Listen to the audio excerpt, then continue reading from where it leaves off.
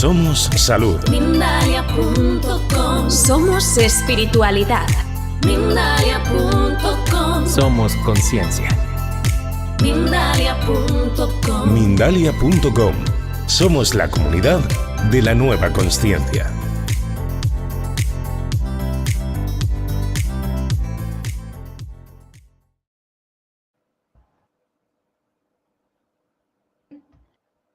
Hola a todos, bienvenidos una vez más a un vivo de Mindalia Televisión. Muchísimas gracias a las personas que nos acompañan todos los días en estos espacios maravillosos, que dejan sus likes, sus mensajitos, sus comentarios y que además permiten que esta información llegue a muchísimas más personas.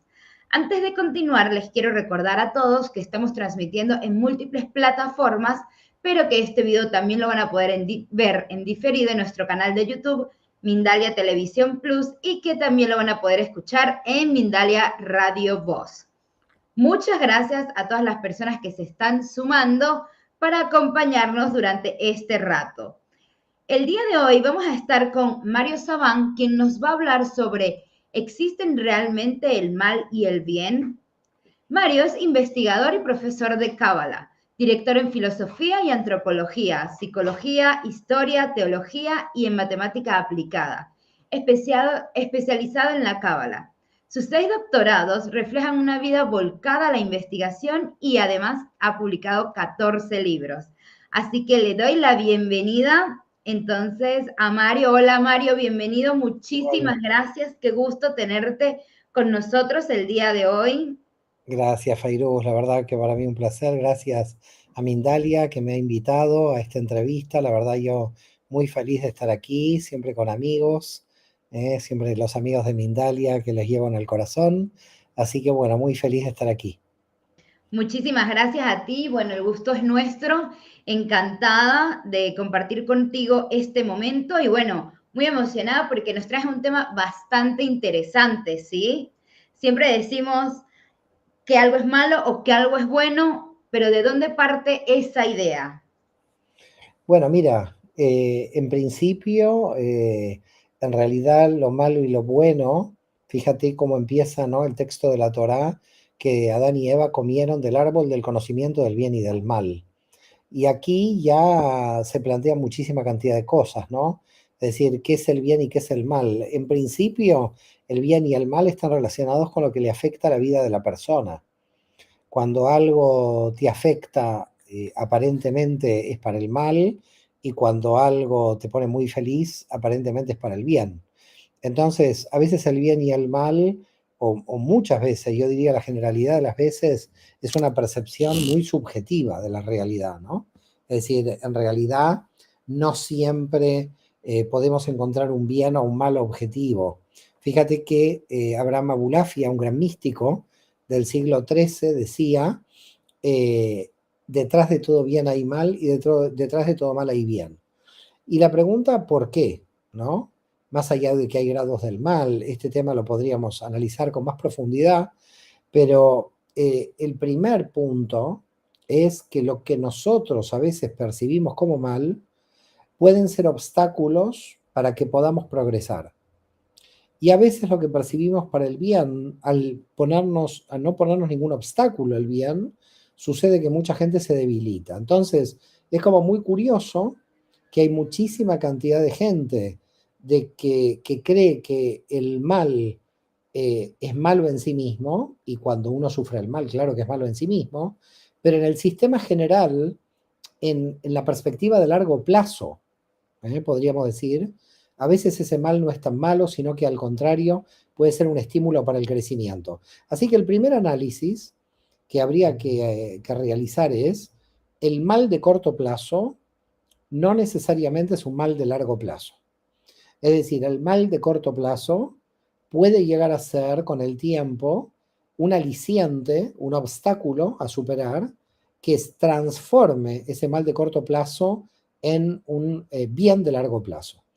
Y viceversa, un bien de corto plazo, es decir, me siento muy bien, bueno, me siento tan bien que no estudio, no trabajo, no hago nada, porque estoy muy bien, y ese bien de corto plazo se puede transformar en un mal de largo plazo. Por lo tanto, lo que dice Abulafia en el siglo XIII es muy interesante porque el mal en hebreo quiere decir Ra, es la Reish y la Ain, dos letras del alfabeto hebreo, y si tú las das vuelta, quiere decir estar despierto, es decir, el mal te despierta. Cuando el mal te ataca, es como diciendo, ¿qué está pasando aquí? ¿No? Tengo que tratar de ver cómo no me ataca más, tengo que aprender de este mal que me ataca. En cambio, el bien es tan bueno que en realidad te va debilitando, porque no tienes obstáculos en tu vida, no tienes ningún problema a resolver, te vas como durmiendo. Entonces, el bien que parece que es bueno, y es bueno en el corto, lentamente todo es tan bueno que se transforma en malo. Todo es tan, fíjate, ¿no? Por ejemplo, vamos a poner un caso. Una persona que nace en una familia de muy altos recursos y que tiene la posibilidad de ir a la universidad o tiene la posibilidad de hacer lo que quiera. Esta persona cuando se levanta a la mañana a veces no sabe para qué vive, porque como lo tiene todo en la materia, claro, no estamos hablando del mundo espiritual, entonces no tiene ningún aliciente, no tiene ningún obstáculo, la familia se lo da todo, y esta mala educación que de alguna manera recibe esta persona, hace que no pueda esforzarse, que no pueda valorar, y tan bien que tiene, ¿no? Porque tú le preguntas a alguien, ¿hubieras querido nacer en una familia rica? Bueno, la gran mayoría te va a decir que sí, excepto a la gente que estudiamos Cábala, que te decimos no. Entonces tú vas a decir, esta gente está un poco loca. ¿Sabes por qué no? Porque en realidad, cuando hay demasiada riqueza material, uno no puede valorar el esfuerzo. Y uno, si no hace un esfuerzo, no tiene mérito. Y cuando uno no tiene mérito y no lo valora, lo que uno no lo valora, desde el punto de vista de la Kabbalah, expande la vergüenza, lo pierde. Entonces, ¿qué es lo que sucede? Sucede que una persona que tiene que trabajar duro, que tiene que progresar, que tiene que juntar y tiene que ahorrar, y tiene que valorar, ¿ok? En la vida lo que tiene que valorar por justamente, ¿no? Este esfuerzo que está realizando, esto lo hace muy bueno, porque le pone obstáculos para poder crecer. Así que la primera cuestión del tema, que ya dejo aquí sentada, es el bien de corto plazo es un mal de largo plazo, y el mal de corto plazo puede ser un bien de largo plazo. Eso en primer lugar. Después hay otros análisis, pero para comenzar a hablar. Muchísimas gracias. La verdad que creo que a lo que nos referimos entonces es que estamos hablando que es de perspectiva. Estamos hablando de perspectiva y también estamos hablando de otro tema, porque yo ya voy viendo las preguntas. Tengo en el chat, me adelanto, porque como voy viendo, Dios no es amor desde el punto de vista de la Cábala, Dios es todo. Y cuando la gente dice Dios es amor, se confunde, porque Dios no es amor. Si Dios solo sería amor, todo lo que tiene que ver con el mal, ahí no existiría Dios. Dios es todo. Entonces, una persona que dice Dios es amor, cuando le pasa algo malo se vuelve atea. Desde el punto de vista de la Kabbalah, y nosotros estamos basados en el texto bíblico, ¿no? Esto está en Isaías 45:7, para aquellos que quieran ir a buscarlo en el texto bíblico. El mal fue creado por Dios. El tema es, ¿por qué fue creado? Fue creado justamente para que nosotros podamos crecer y valorar. Tiene una función. Es decir, si alguien lee el texto bíblico y dice, bueno, la serpiente, ¿de dónde nació? ¿Dónde apareció la serpiente ahí? ¿Quién creó la serpiente? Si alguien es creyente y entiende que Dios lo creó todo, la serpiente también fue creada por Dios y por lo tanto fue la que obligó a la desobediencia dentro del texto de la Torá, dentro del texto bíblico. Por lo tanto, lo primero que nosotros sabemos desde el punto de vista de la Kabbalah es que Dios es el creador del bien y del mal porque Dios lo ha creado todo, inclusive el mal. Quiere decir que el mal no es una rebeldía o una desobediencia. Esto lo ha puesto el cristianismo y ha creado una dualidad, porque imagínate, si la serpiente ha logrado la desobediencia del ser humano y a Dios se le descontroló el plan, quiere decir que Dios no es omnipotente, Dios es impotente. Es decir que el mal no está controlado por Dios ni fue creado por Dios, básicamente es decir que Dios es impotente. Si Dios es omnipotente y lo ha creado todo, también ha creado el mal y además ha creado el mal porque el serpiente, que no es la, es él, después podemos entrar en el tema femenino y masculino, fue creado por la divinidad también. Entonces, partiendo de la base de que Dios es todo y Dios no es solo amor, ¿ok? Porque un padre no es solo amor, un padre también tiene que ser riguroso, tiene que poner reglas, pero las pone desde el amor. Lo que pasa es que el temor del padre también tiene que existir. Entonces, yo ya del análisis sacaría Dios es amor, porque esto nos confunde, porque quiere decir que cuando alguien envidia a otro y no hay amor ahí, o cuando alguien odia a otro, ahí no está Dios. Dios está en todas partes. Dice el texto, dicen los sabios de la Kabbalah, que cuando nosotros, por ejemplo, en la sinagoga besamos la Torá, de repente estamos besando el nombre de Paró, el nombre del faraón. ¿Y cómo vamos a besar el nombre del faraón si el faraón fue el malvado que nos tuvo en la esclavitud dentro de Egipto? Pero la palabra del faraón en el texto bíblico queda santificada. Es decir, los malos del texto bíblico también tenían su función. Quiere decir que el mal tiene una función divina, como todo tiene una función en esta realidad. Así que, otro punto importante de esta entrevista, que todos los que nos están escuchando hoy y que nos escucharán en el mañana, hasta que la muerte nos separe, porque quizás estaremos muertos y esto seguirá reproduciéndose en las redes, que sepáis que el creador del mal, si alguien es creyente, es Dios. Si alguien no es creyente, el mal es parte de la naturaleza.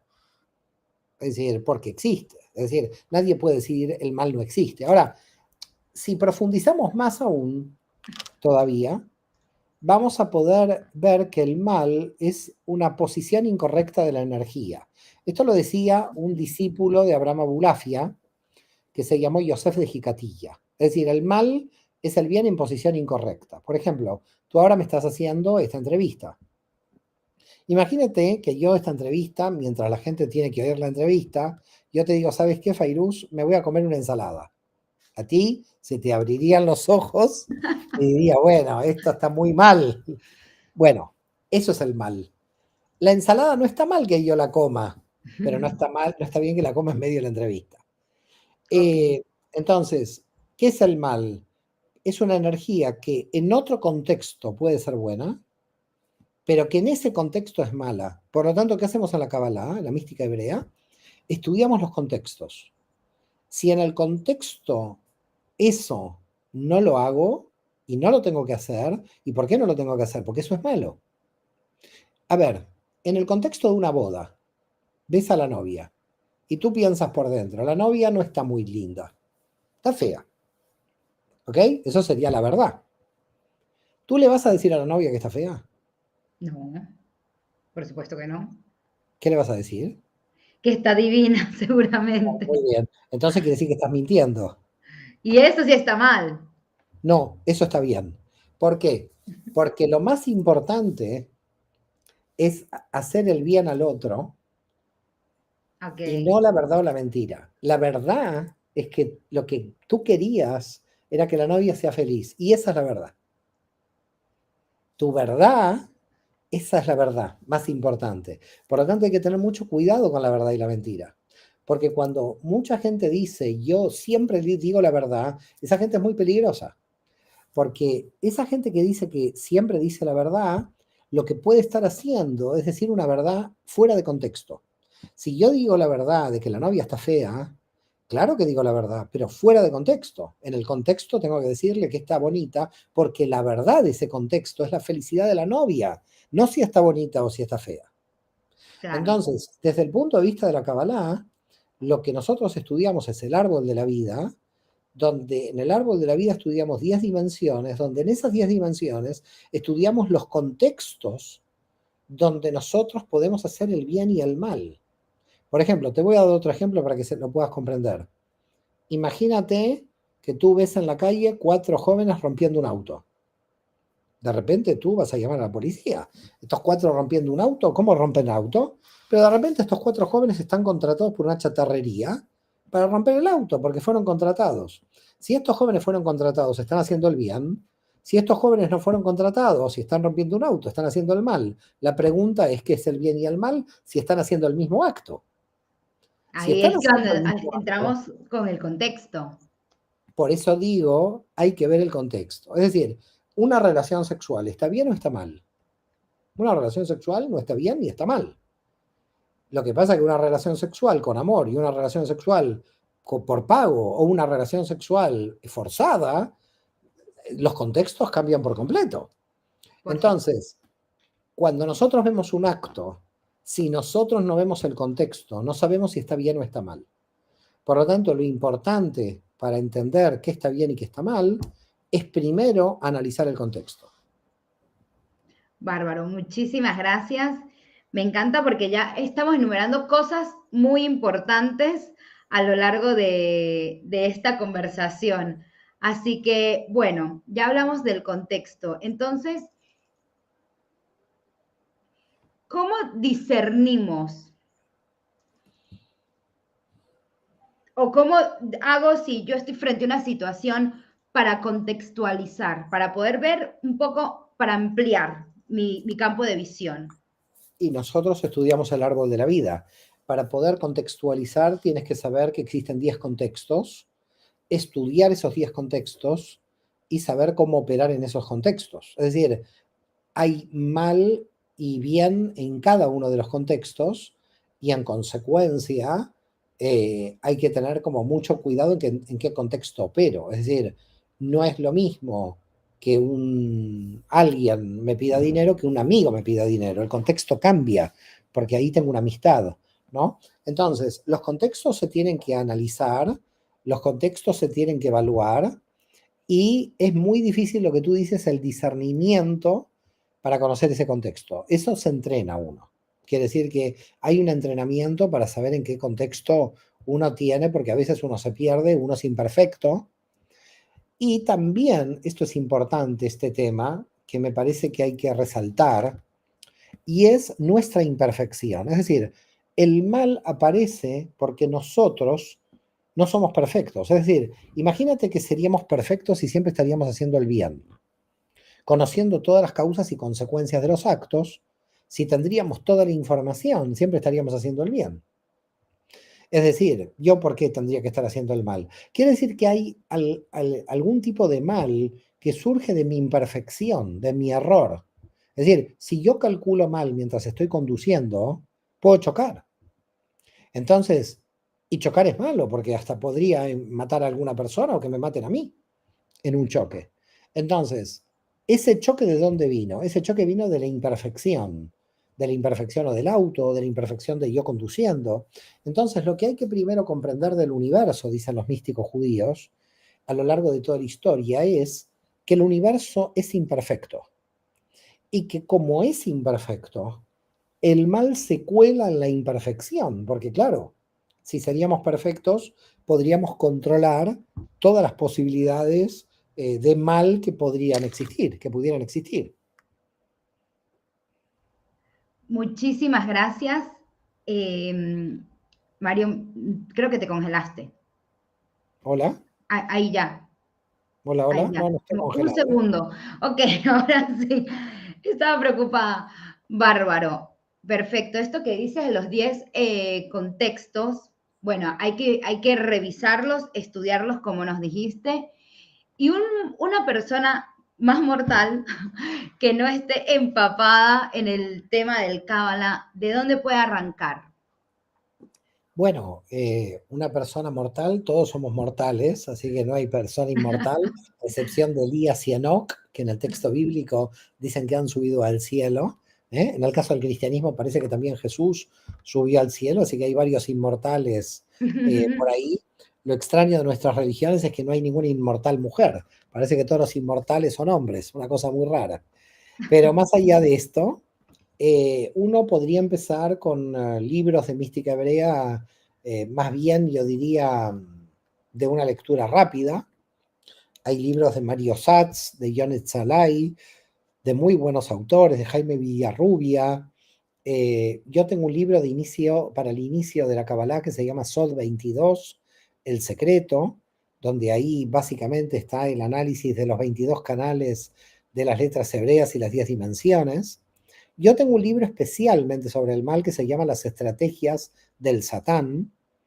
No lo recomiendo porque sea mi libro, porque yo en general mis libros no los recomiendo, pero Las estrategias del Satán ha sido una obra bastante inspirada, no solamente por la lectura de los análisis del mal del Zohar y de la tradición de la Kabbalah, sino también porque en el capítulo 11, sobre todo, realizo un análisis muy profundo del libro de Job, donde el libro de Job es el libro que yo diría que mejor trata el tema del mal. Lo que pasa es que en el texto bíblico, fíjate, que hay dos libros que tratan del mal. En el libro de Job, Dios le saca todo. En ese juego que tiene con su ángel Satán, le saca todo a ver si tenía confianza todavía en él. Sabemos la historia de Job, que así fue, y luego Job triunfó de alguna forma. Pero hay otro libro, que es el Eclesiastés, donde dice vanidad de vanidades, todo es vanidad, que en realidad está mal traducido, porque en hebreo es Evel Abeilim, que quiere decir vacuidad de las vacuidades, todo es vacuidad, vacío de los vacíos, todo está vacío, que fue mal traducido por vanidad. Yo no creo que el vacío sea vanidad, no me quiero meter ahí, pero el problema que tenía el autor del Eclesiastés, que se lo atribuye al rey Salomón, pero bueno, siempre las atribuciones son arbitrarias, como los salmos a David, que en realidad nadie sabe si fue David, seguramente no lo escribió David, pero se lo atribuyen al rey David. Pero sobre todo el Eclesiastés aparece un tema que me resulta muy, muy interesante, y es esta persona que dice, tiene mujeres, tiene ejércitos, tiene sirvientes, lo tiene todo, y dice vanidad de vanidades, todo es vanidad, nada tiene sentido. Entonces fíjate los representantes del mal que existen en la Biblia, de aquellos que sufrieron el mal, no los representantes del mal, porque tendríamos al faraón, a Caín, hay muchos representantes del mal, pero no voy a representantes del mal, voy a quienes sufrieron el mal. Y a quienes sufrieron el mal en el texto bíblico hay dos que están en las antípodas. Uno, Job, que lo perdió todo, y otro, el del Eclesiastés, que lo tiene todo.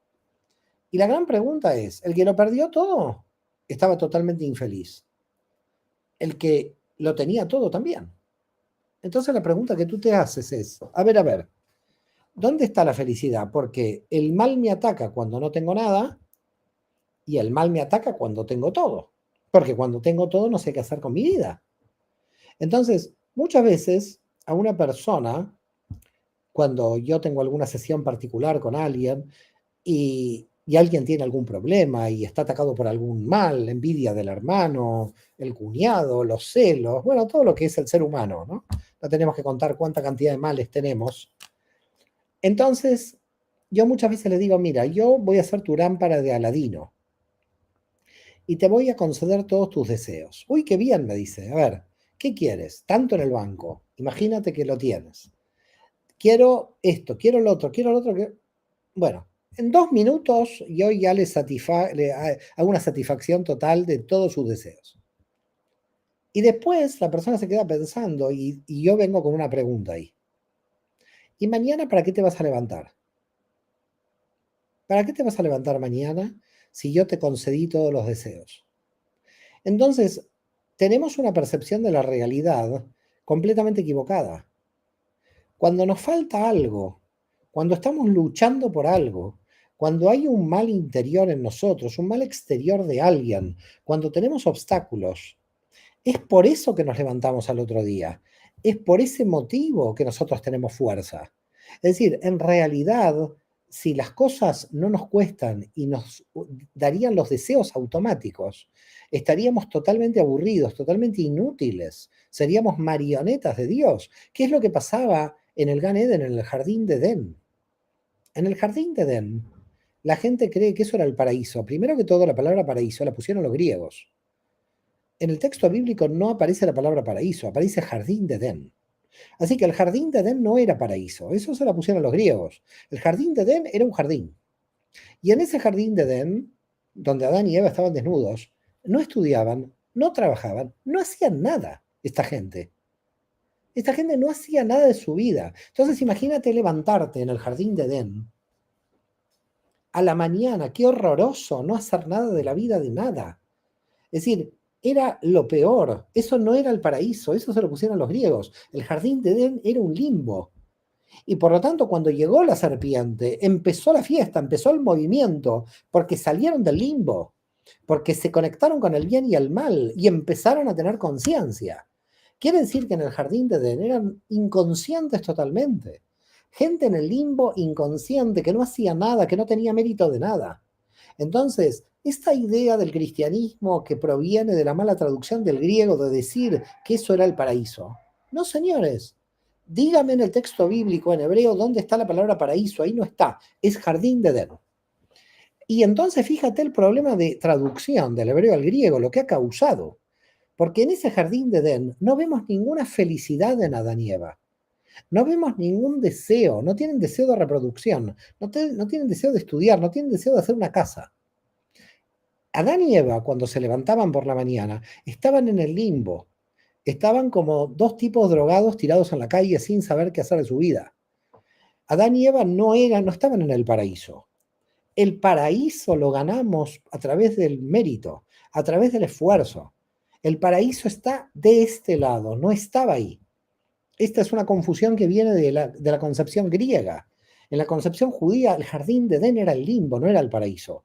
Y salimos de ahí para aumentar nuestro nivel de conciencia, conocer el bien y el mal y ser responsables de que ahora lo que vamos a hacer, vamos a tener deseos de levantarnos a la mañana para hacer algo de nuestras vidas y rectificar el universo.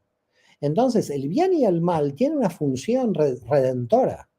Es decir, el bien y el mal tienen una función de redención, de aumento de nivel de conciencia. Por eso el árbol es el árbol del conocimiento del bien y del mal. Fíjate la palabra conocimiento, es dat, la gnosis, que también podría ser traducido en hebreo como dea, como conciencia. Es decir, comieron del árbol de la conciencia del bien y del mal y elevaron la conciencia.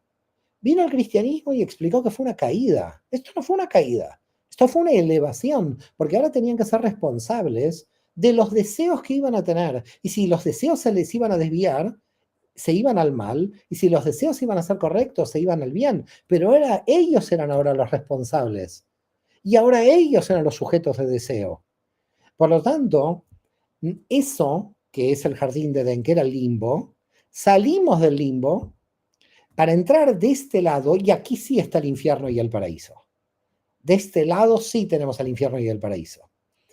Y hay, en este momento, ya recordaré, es un poeta inglés místico, pero bueno, espero que entre la gente que está aquí participando me puedan ayudar. En este momento se me escapó totalmente su nombre, donde él dice, en el centro del infierno está el paraíso.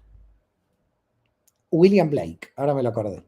William Blake dice, en el centro del infierno está el paraíso. ¿Y esto qué quiere decir? Que parece que la vida es infernal, que hay mucho mal, pero que si nosotros logramos trabajar, vamos a llegar al paraíso. Pero vamos a llegar al paraíso por nuestro mérito. Por lo tanto, hay algo muy importante. No estuvimos nunca en el paraíso. Estuvimos en el jardín de Edén. No tuvimos ni bien ni mal. No teníamos esfuerzo, no teníamos estudio, no teníamos mérito. Por lo tanto, el bien y el mal cumplen una función de redención. Y fíjate lo que decimos en hebreo. El serpiente, Nahash, lo llamamos al serpiente, tiene un valor numérico de 358, que es el mismo valor numérico de la palabra Mesías, Mashiach. El Mesías te redime y la serpiente también, porque el bien y el mal te redimen los dos. Es decir, el mal también tiene una función redentora. El Satán que aparece en Job, lo que estaba tratando de ver es el nivel de emuná, de fe y de confianza que tiene Job. Por lo tanto, el mal cumple su función al ser malo, porque también tiene una función redentora. O sea, ya va, es un montón, pero estoy fascinada con esto que nos estás contando, ¿sí? Partiendo de que en el Jardín del Edén lo que ocurrió realmente fue un despertar. Fue como, aquí Claro. Despertamos todos, porque es momento de responsabilizarnos y empezar a tomar acciones. Tú, bueno, verás qué acciones. Así es, y por ese motivo, fíjate lo que va a suceder después, que Caín va a matar a Abel, y ya es un homicida, ya aparece ahí el mal, y también va a aparecer luego el bien. Es decir, ahora vamos a ser responsables. En el jardín de Edén éramos totalmente irresponsables porque no teníamos conciencia de lo que era lo bueno y de lo que era lo malo. En el jardín de Edén estábamos, podríamos decir, como los animales. Es decir, el animal se levanta a la mañana y vive esta vida animal, la vida biológica, ¿ok? Ignora, porque Adán y Eva en el paraíso, entre comillas, no había paraíso en el jardín de Edén, podríamos decir que eran dos ignorantes. No tenían conciencia, vivían en la ignorancia. Cuando tomaron del árbol del conocimiento del bien y del mal, salieron de la ignorancia y conocieron el bien y conocieron el mal. Ahora, fíjate la locura, ¿no? Sobre todo la locura en la teología católica con San Agustín. Porque San Agustín inventó el pecado original, que es que todos los bebés eternamente van a tener el mal desde que nacen, que es un invento de San Agustín contra Pelagio, cuando en realidad, ¿qué comieron? ¿Del árbol solo del mal? ¿No comieron también del árbol del bien? Era el árbol del bien y del mal. Cuando tú estás diciendo que te cae el pecado original porque comieron del árbol del bien y del mal, la pregunta es, y entonces tienes que tener una virtud original, porque también comiste de un árbol que tenía bien. ¿Por qué San Agustín interpreta que ese árbol es solo del mal? No es solo del mal ese árbol, es del bien y del mal. Entonces, así como cayó pecado original, la lógica sería que también me cayó una virtud original de haber comido de un árbol que era del bien y del mal. La lógica es una lógica aplastante. Claro, el tema es que, Cientos de siglos, todos los cristianos repitiendo que les cae el pecado original en un error de interpretación de San Agustín. Y esto es el mal. ¿Qué quiere decir el mal? El mal es cuando la gente percibe mal la realidad a través de algún pensador de la historia. Es decir, hay muchos pensadores que por cuestiones de poder tergiversaron nuestra percepción de la realidad en general del campo de las religiones todas, y que todos sufrimos este problema de percepción que nos han impuesto. Entonces, claro, desde el punto de vista espiritual, tenemos que detectar el mal que también ha provenido del tema religioso. Porque, por ejemplo, vamos a tomar un ejemplo de bien, ¿qué es el bien? El amor al prójimo. ¿Estamos de acuerdo? Sí, todos estamos de acuerdo que el bien es amar al prójimo. Ahora, tú entras en una religión y si no perteneces a esa religión, tú no amas al prójimo de otra religión. Porque no pertenece a tu religión, porque no está la verdad de la fe, porque se va al infierno. Entonces, ¿qué clase de amor al prójimo es que una persona que piensa diferente que tú se tiene que ir al infierno porque no piensa como tú? Quiere decir que estás violando el amor al prójimo. Bueno, eso es el mal. okay, Cuando una religión es dogmática y expulsa a la gente que piensa diferente, eso es la serpiente, eso es el Satán. El Satán es lo que divide. Por ese motivo, lo más interesante es que el mal siempre divide. Divide antes de atacar. Lo primero que hace el mal es divide a dos hermanos y luego se van a pelear. Y se van a pelear porque ya están divididos. Entonces, satá quiere decir desviarse, dividir. Entonces, ¿qué tenemos que hacer nosotros para que esta fuerza satánica podamos de alguna manera seguir adelante, sobreponernos, tener fuerza? Siempre es unir. ¿Qué es amor al prójimo? Unir. Pero el prójimo puede ser islámico, puede ser ateo, puede ser testigo de Jehová. Mi prójimo no necesariamente cualquiera, tiene que ser judío como yo. claro. Tiene que ser cualquiera mi prójimo. Entonces, mi prójimo puede ser homosexual, mi prójimo puede ser de raza negra, de raza amarilla, de raza lo que sea. Mi prójimo somos todos. Pero cuando uno empieza a pensar que los únicos prójimos están en su grupo y que si tú dices, bueno, no voy a ser más testigo de Jehová, me voy, toda la congregación no te va a hablar más. Entonces, ¿de qué amor al prójimo estamos hablando? Entonces, las religiones no nos han realmente enseñado el amor al prójimo, nos han enseñado la división satánica. Si no estás dentro de mi grupo, tú no alcanzas la verdad y por lo tanto tú estás en el infierno. Por lo tanto, todas las religiones, en su conjunto, todas, tienen que rever si realmente están cumpliendo el amor al prójimo o realmente están haciendo una función satánica de división. ¿Y qué es lo que está pasando con la gente? ¿Por qué la gente está cada vez menos yendo a la iglesia, a la sinagoga y menos yendo a todos lados? Porque la gente se cansó que le mientan. La El gente se cansó, adoctrinamiento también. no, y además la gente se cansó de ver la hipocresía. Es decir, la gente se cansó de ver de que el que te predica el amor al prójimo, en realidad en sus actos, no ama al prójimo. Entonces, yo creo que nos hemos cansado todos, yo me incluyo, en un sistema perverso de hipocresía, malintencionado desde el poder, donde nosotros tenemos que hacer una rectificación, comenzando por uno mismo. Es decir, cuidado, acá el primero que tire la primera piedra, comenzando por uno mismo, haciendo un trabajo de rectificación personal. Porque cuidado, hay que hablar del mal interior ahora. Gran tema. Porque parece ser que estamos siempre hablando del mal exterior, cuando el problema mayor está en el interior. Como todo siempre empieza adentro, creo yo. Todo empieza adentro y además lo que pasa afuera también hay que percibirlo desde adentro. Entonces, también hay cosas que pasan afuera, pero lo que pasa afuera va a ser metabolizado por lo que pasa adentro. Por eso decimos, como es afuera es adentro, como es arriba es abajo. Como es arriba es abajo, como es afuera es adentro, pero como es adentro es afuera. Tal cual. Encantada, Mario. Estoy fascinada con esta conversación. Muchísimas gracias. Antes de proseguir con las preguntas, les voy a mostrar un videíto de un próximo evento y ya volvemos.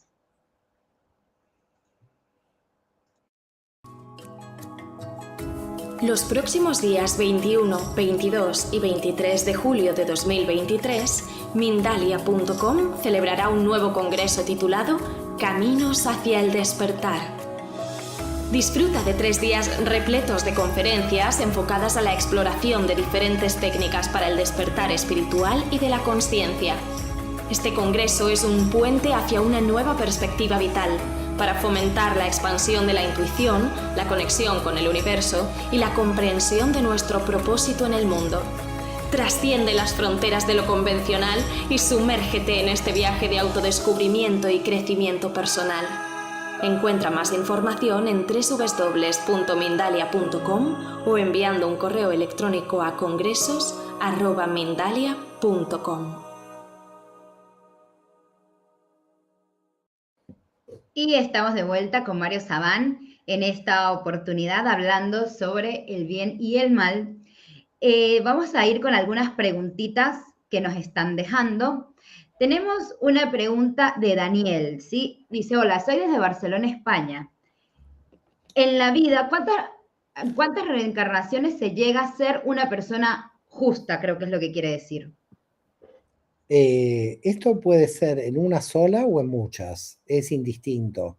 Es decir, Jaime Vital dice claramente en su obra de que una persona podría solamente tener una vida y no reencarnar más y hacer todo el trabajo aquí. Es más, Jaime Vital dice que solamente el trabajo se podría hacer en 1 hora, el refinamiento personal, y terminarlo en 1 hora, pero como nosotros nos vamos desviando y nos vamos entreteniendo con el mal, nos cuesta hacerlo en 1 hora y a veces tampoco en una vida. Muchísimas gracias, Mario. Tenemos también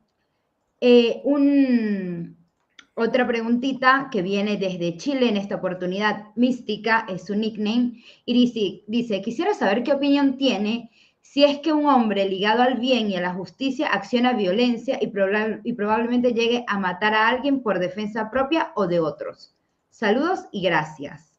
No, al contrario. El tema aquí es un problema porque lo que está planteando esta pregunta es la defensa propia.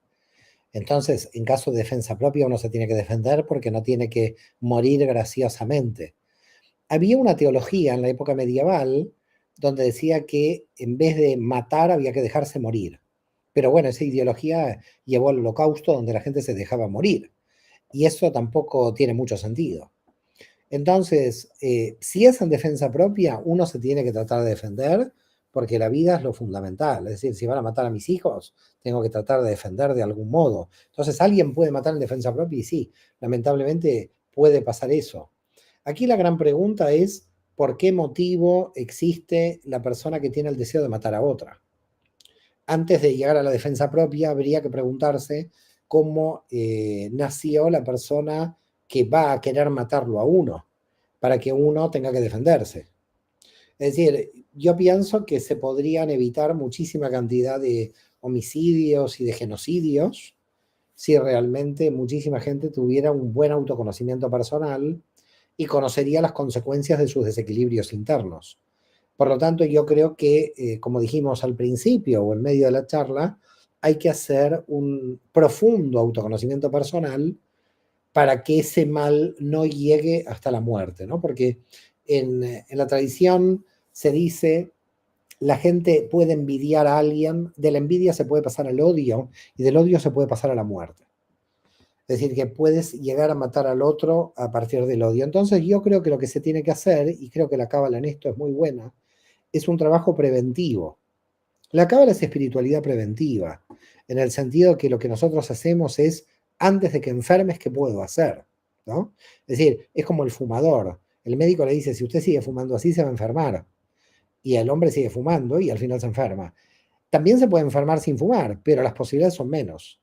Entonces, desde el punto de vista de la cábala, todo lo que nosotros estudiamos es para, de alguna manera, de aquí en adelante hacia el futuro, al modificar nuestra percepción y modificar nuestra actitud, refinarnos y de alguna manera que el mal en nosotros, en nuestro interior, deje de operar. Imagínate que nos levantamos a la mañana un día, los 7.000 millones de personas que existimos en el mundo, y pudiéramos derrotar a las tinieblas. No existiría la envidia, no existirían los celos, no existiría la guerra, pero cada uno es una decisión personal. Una decisión personal. Es decir, una decisión personal de autoconocimiento. Por eso, al final, lo que hacen las naciones, las religiones, los países, son muestra de los desequilibrios que nosotros tenemos en el interior. Muchísimas gracias, Mario. Lamentablemente nos hemos quedado sin tiempo. Si quieres cerrar este espacio maravilloso con un último mensajito, te doy el paso. Muchísimas gracias a todos. Gracias a Mindalia que me ha invitado aquí a esta entrevista. La verdad que me he sentido muy, muy a gusto. Hacía mucho tiempo que no teníamos entrevista, casi hace 3 años, que fue la última vez. Y yo, bueno, muy, muy feliz de que todos podamos seguir avanzando. Al final la vida se trata de crecer en todos los aspectos, crecer en el interior, en el exterior, en las relaciones sociales, en las relaciones familiares. Creo que una persona que está en búsqueda y está creciendo es una persona feliz. Las personas infelices son las que se estancan. Por lo tanto, si para mí alguien quiere ser feliz, estudie, medite, trabaje, busque, que se va a ir de este mundo de una manera muy, muy pacífica, dejó una huella de construcción, una huella de redención en este mundo. Yo creo que la máxima felicidad es que todos los días cada uno de nosotros sienta que está aportando algo al servicio del universo, al servicio de la humanidad, lo que en hebreo decimos tikkun olam, la redención del mundo. Por ese motivo, insto a todos a que podamos trabajar todos en conjunto en este siglo XXI a alcanzar esa idea de redención del mundo, para tener un mundo de paz, un mundo de felicidad, un mundo de armonía, sin guerras, sin envidias, todos trabajando como siempre, solidariamente en conjunto. Así que, querida Fairuz, gracias, un placer enorme estar con vosotros y un cordial shalom. Gracias a todos. Gracias a ti, Mario, por tan precioso tema, por tan interesante tema que nos trajiste. Realmente me encantó. Hay muchísimas preguntas que quedaron todavía sin responder. Así que recuerden que este videito va a quedar en diferido en nuestro canal de YouTube. Pueden dejar allí las preguntas. Si Mario en algún momento puede mirarlas, seguramente les podrá responder alguna de ellas. Recuerden que este video y esta información puede llegar a todas las personas que lo necesiten. Así que por allí los vamos a estar esperando. Un abrazo grande, Mario, para ti y para toda la comunidad de Mindalia. Hasta la próxima. Shalom, gracias.